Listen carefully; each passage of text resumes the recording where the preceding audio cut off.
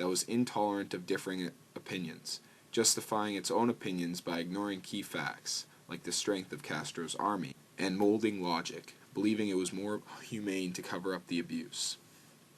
Frequently, in-groups will distort reality and hype themselves up so much that they become violent, leading to outbursts of rage in the form of riots, or smoldering anger in the form of radicalized terrorist organizations, both stemming from group polarization.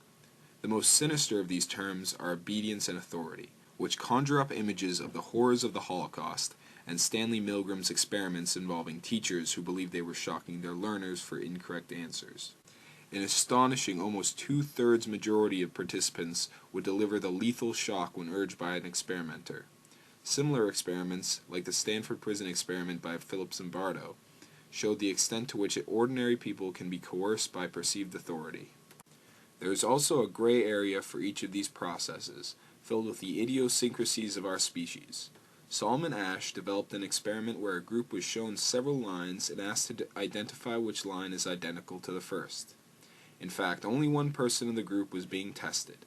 In groups of 3 or more, when the rest of the group chose an obviously wrong answer, but was unanimous in their decision, the individual being tested would conform 1/3 of the time. When participating in group activities, many individuals will give less than their best, described as social loafing, which is connected to the de-individuation inherent in many groups. In other situations, one person can influence many. Although we may act as sheep in some cases, the power of the individual can overcome great struggles. As a consequence of putting the good before the bad, I risk leaving a bleak impression of humanity. On the contrary, I merely hope to show the extremes of each processes.